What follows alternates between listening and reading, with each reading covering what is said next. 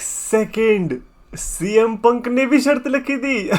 अबे CM Punk भाई तुमने बताया ना, फिर साथ में कटा लेते यार। सीएम पंक की लेटेस्ट इंस्टाग्राम स्टोरी से हमें ये पता चला है कि भाई सीएम पंक का नया लुक आने वाला है। वैसे तो हो सकता है कि एक हफ्ते के अंदर इसकी बंदे की पूरी दाढ़ी आ जाए, बट फिर भी यार अगर क्लीन शेव सीएम पंक आ रहा है तो भाई मत आना, कसम से कह रहा हूँ बेकार लगता है यार। क्लीन शेव सीएम पंक क्या सोच रखा है, प्लीज दाढ़ी अपनी लेके आओ। भाई हमारी तो चलो मजबूरी थी, हमने आपको पिक कर लिया था और उस चमन भटूरे सेथ रॉलिंस ने आपको हरवा दिया था, जिसके चलते मेरी दाढ़ी हट गई। आई नो कि वो रंबल की बात है, बट फिर भी लाइक आप समझ गए ना मेरी इंटेंशंस क्या है। मैं हमेशा चमन भटूरे पे ही ब्लेम डालने वाला हूँ। उस टाइम पे वैसे कौन था, लोगन पॉल था जिन्हें सीएम पंक को एलिमिनेट किया था, और दूसरी बार सेथ रॉलिंस। दोनों के दोनों बदमाश कहीं के।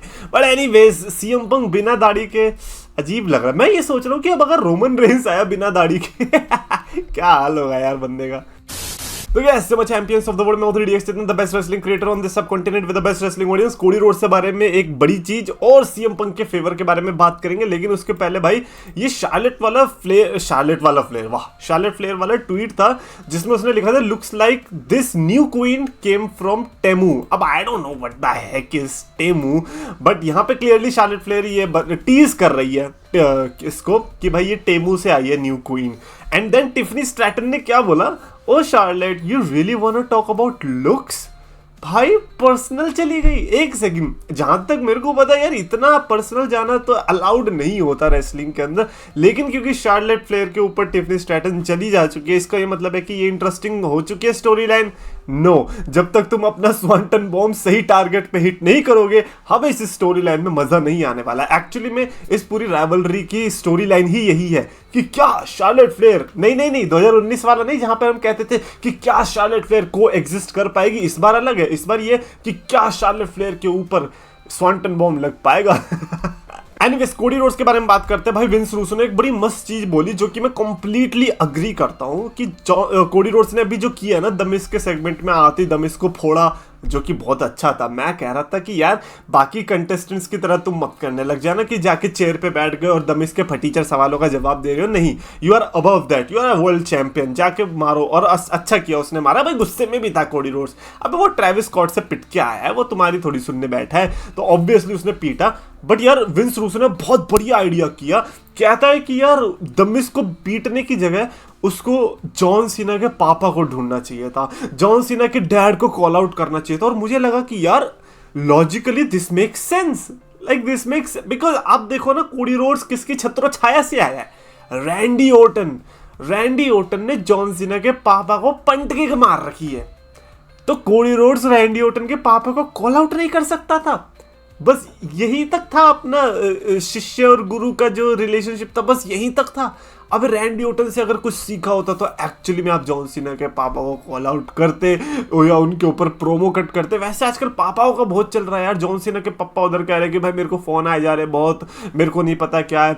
उधर रिकिशी का पापा कह रहा है, रिकिशी जो जिमियन जेउसो का पापा है वो नियोमी की तारीफ कर रहा है, जिमी की तारीफ कर रहा है, जे की तारीफ कर रहा है। तो लग रहा है कि अब धीरे धीरे आगे चल के डब्ल्यूडब्ल्यू में नेपोटिज्म बहुत तगड़ा होने वाला। और रे मिस्टीरियो इसमें भी अलग ही है, बेल्टे बजा रहा अपने बेटे पे। बट नहीं यार, मैं I genuinely love this idea कि यार जॉन सीना के पापा को एटलीस्ट कॉल आउट किया होता। मैं ये नहीं कह रहा कि यार टीवी पे लाके पीटना ही चाहिए था, कम हो यार काफी एज हो गई होगी इस समय पर। जॉन सीना की हो गई है तो उनके पापा की तो ऑब्वियसली हो गई होगी, तो बट यार कॉल आउट तो किया जा सकता था क्योंकि जॉन सीना तो आने से रहा, तो जॉन सीना सीनियर से कोई कॉल आउट कर लो। एनीवेज, अब हम बात करने वाले सीएम पंक के बारे में कि भाई जब सीएम पंक अब हार चुका है, like what is next for this guy?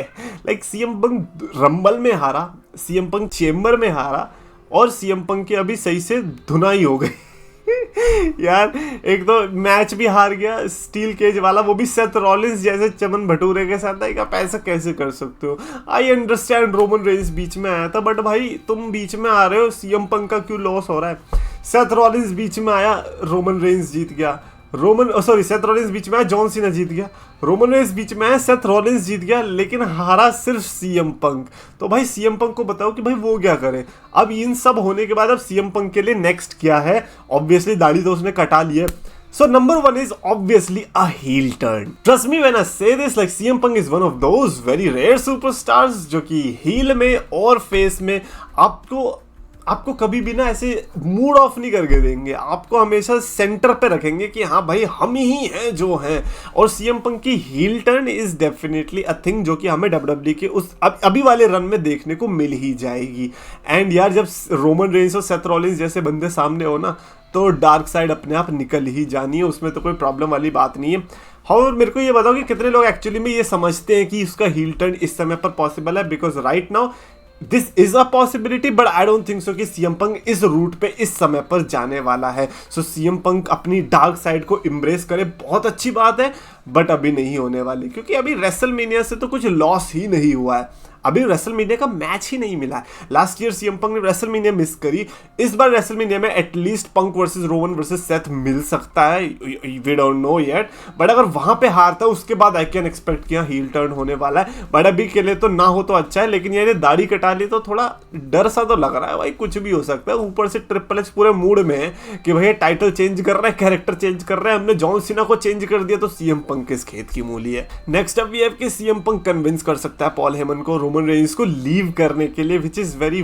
Weird considering कि यार पंक को अगर लीव करवाना होगा तो ऐसे कन्विंस नहीं करेगा। And Paul Heyman is those superstars में से या फिर दोज मैनेजर्स में से जिसने रोमन रेंस के लिए बीटिंग ली। लाइक रोमन रेंस जब इतनी ग्रैंड स्टेज पे हारा तो उसने उसको धोखा नहीं दिया, इनफैक्ट अगले ही टाइम पे उसने सोलो सिकोआ की टीम पे भी ज्वाइन नहीं किया, उससे पिटाई खा ली, सोलो सिकोआ से पिट गया, लेकिन फिर भी उसने रोमन रेंस का साथ नहीं छोड़ा, और जब रोमन रेंस आया तो फिर उसके साथ ही है। तो ऑब्वियसली लाइक पॉल हेमन का रिलेशनशिप बड़ा ना वैसे मिडल में आने वाला है इस समय पर, क्योंकि उसकी सीएम पंक से भी अच्छी दोस्ती है, उसकी रोमन रेंस से भी अच्छी है। तो फिर ऐसे में पॉल हेमन और custody type of match story line जो होगी वो बड़ी इंटरेस्टिंग होने वाली है कि भाई पॉल हेमन किधर झुकेगा भाई, रोमन रेंस की साइड या फिर सीएम पंक की साइड। मैं बताऊं आपको सीएम पंक के इस करियर के अंदर जो अब बचा हुआ है, मैं चाहूंगा कि एक बार तो पॉल हेमन के साथ रन देखने को मिले, भले ही छोटा ही सही, लेकिन एक बार तो हमें वो Paul Heyman and CM Punk back together चाहिए, एक दो राइवलरी बस और हमारा हो जाएगा। लेकिन ये मत भूलना भाई कि पॉल हेमन अभी से, मेरे को पता है क्या लगता है पॉल हेमन कब धोखा देगा। रोमन रेंस को कोई टाइटल मैच मिला हुआ है, उसमें सीएम पंक का भी इन्वॉल्वमेंट हो सकता है, कुछ भी हो सकता है। रोमन रेंस के लिए एक रिडेम्पशन है कि भाई जो मैंने टाइटल हारी थी अब मैं जाके जीत सकता हूँ, एंड उस पॉइंट पे आई अज्यूम कि पॉल हेमन वहां पे धोखा देगा और वहां पर रोमन रेंस को टाइटल नहीं मिलेगी एंड पॉल हेमन अलाइन हो जाएगा सीएम पंक के साथ। So this is what my thinking is according to what I have observed for Paul Heyman in the last couple of years. Let's see कि कितना सही होता है कितना गलत होता है और पॉल हेमन कितना लॉयल है रोमन रेंस के लिए। अगला है कि पॉल हेमन फेवर मांगेगा वो ये कि रोमन रेंस और सेथ रॉलिंस के मैच में इन्वॉल्व करवाने का। देखो रोमन रेंस और सेथ रॉलिंस कोई ऐसा मैच नहीं है कि चैंपियनशिप मैच है या फिर रॉयल रंबल से जीत के आया, तो एक ऐसा मैच है जो कि कंफर्म्ड है और उसमें सीएम पंक ऐड नहीं हो सकता। अब जिस तरीके से रोमन रेंस आया है उसने सेथ रॉलिंस और सीएम पंक को बजाया है, ऑब्वियसली एक ट्रिपल थ्रेट पहले से ही है, तो यहाँ पे लाइक ऐसा नहीं है कि कोई पूछने की जरूरत है। हाँ ये ट्रिपल थ्रेट सबसे ज़्यादा कंफर्म अभी दिख ही रहा है कि ये ट्रिपल थ्रेट होगा, बट मेन इवेंट होगा या नहीं यार ये गुंथर को बताओ। गुंथर इस समय पर पूरी जिद पे अड़ा हुआ होगा कि भाई मैं तो मेन इवेंट ही कर रहा हूँ, उसको लग रहा होगा कि वो मेन इवेंट कर रहा है, लेकिन उसको कोई बताओ कि भाई आपके सामने जे ऊसो है, द सुपर किक मशीन, जिसने रेसलमेनिया 40 का बेस्ट वर्स्ट मैच का अवार्ड उठाया था, तो उसके साथ आप हो तो आप मेन इवेंट नहीं कर सकते। थोड़ा टाइम लगेगा उसको समझाने में, लेकिन समझ जाएगा, बंदा अच्छा है, दिल का अच्छा है, भले दिल छील देता है सबके लेकिन अच्छा है दिल का। But Roman Reigns Punk and Rollins has to main event अगर there is no Rock match, no Cena match on the night 1 of WrestleMania, क्योंकि फिर तो कोई और इससे तगड़ा रेसलमेनिया का मैच मिलता ही नहीं है। तो जितनी भी पॉसिबिलिटीज है उनमें सबसे तगड़ी पॉसिबिलिटी होने की वो यही है, या होने की क्या हो ही रही है, वो है ट्रिपल थ्रेट मैच जो कि इन तीनों के बीच। एंड फाइनली जो है वो कि सीएम पंक पॉल हेमन से अपना फेवर मांग सकता है। ये इतना बड़ी चीज हो सकती है जो कि हमने सोची भी नहीं है, क्योंकि इस साल में अभी तक ना सोचने वाली चीजें ही हो रही है। जे ऊसो ने रॉयल रंबल जीत लिया, जॉन सीना ने हील टर्न कर लिया।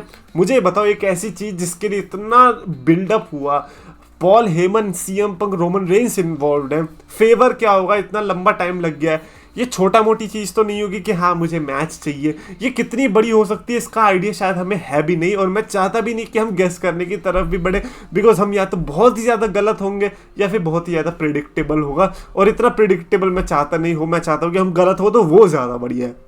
और वो फेवर क्या हो सकता है डेफिनेटली मेरे को कमेंट्स में लिख के बताना। According to you what do you guys think कि फेवर क्या हो सकता है। मेरे को पर्सनली लाइक आई थॉट कि शायद से वो मैच के लिए होगा कि यार जब रोमन रेंस चैंपियन बनेगा तब मेरे को मैच चाहिए, बट यार तब तक के लिए बहुत देर हो जाएगी।